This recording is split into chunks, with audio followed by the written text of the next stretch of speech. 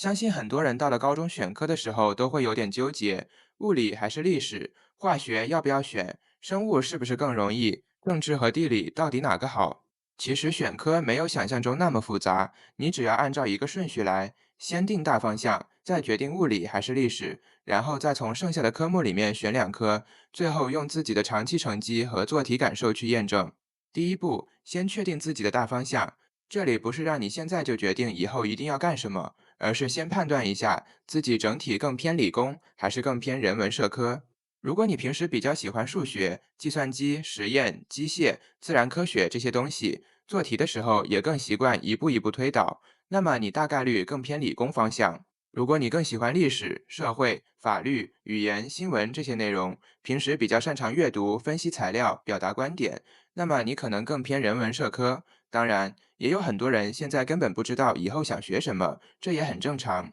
这种情况下，你要考虑的就不是我最喜欢什么，而是尽量选择自己能够长期学下去，同时又能给未来保留更多选择空间的科目。确定完大方向以后，第二步就是决定物理还是历史，什么样的人比较适合物理。首先，你的数学和逻辑能力不能太差，不是说物理一定要考90、100分，而是当你看到一道题的时候，你愿不愿意去分析条件、画图、找公式，然后一步一步把答案推出来。其次，你不能特别排斥抽象的东西，比如力、电、运动这些内容，你学起来哪怕有点难，但至少觉得还有意思，愿意继续研究。如果未来比较倾向计算机、电子、机械、工程等理工方向，那么物理通常更值得重点考虑。那历史呢？如果你读材料比较快，比较容易抓住关键词，而且对于人物、事件、制度、社会变化这些内容比较感兴趣，那么历史可能会更加适合你。历史当然也不是单纯靠背，真正做到后面，大量题目其实是在考你怎么从材料里面提取信息，怎么判断原因、特点和影响，然后把答案组织出来。所以可以简单理解成，物理更偏推出来，历史更偏读懂以后分析出来。物理和历史确定以后，第三步就是从剩下的科目里面再选2个。先说化学，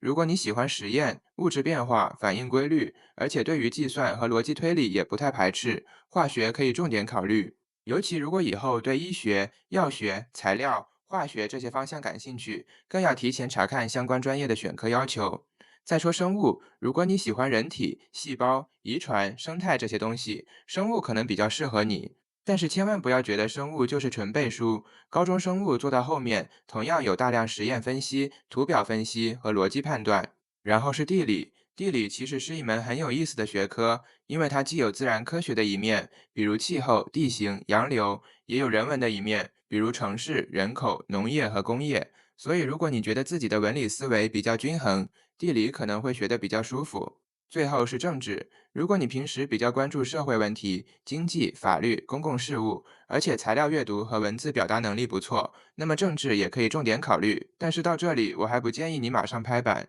因为还有非常重要的一步，拿中档题测试自己。为什么是中档题？因为千万不要拿压轴题来测试自己，压轴题谁看了都头疼。你应该找每一科比较典型、正常难度的题，看看自己的第一反应。比如一道普通的物理受力分析题，你看到以后，如果第一反应是这个物体受几个力，我先画个图看看，那说明你的思维方式可能比较适合物理。但如果你每次看到公式都完全不想碰，学了很久还是特别痛苦，那就要认真考虑了。再比如历史，给你一段材料，让你分析某个时期发生变化的原因或者影响。如果你看完以后能够比较自然地抓住关键词，再联系学过的知识组织答案，那么历史可能更加适合你。再比如地理，给你一张地图或者气候图，问你为什么这个地方降水多。如果你愿意从纬度、地形、风向这些条件一步一步分析，你可能就比较适合这种思维。生物也是一样，给你一道遗传、细胞或者实验分析题，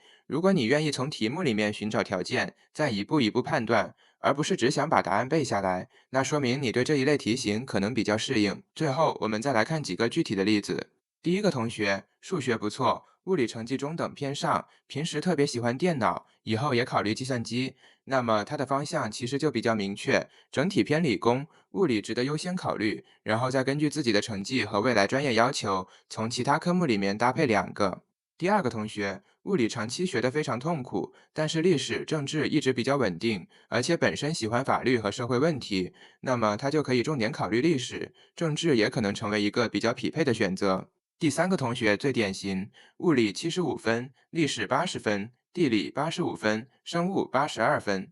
这时候千万不要因为历史比物理高5分，就马上说自己肯定选历史。5分真的说明不了太多问题，你还要继续看几次考试的稳定成绩、年级排名、自己的学习感受，以及未来可能想读的专业。所以最后选科其实就4步：第一，先定方向；第二，选物理还是历史；第三，再选另外2科。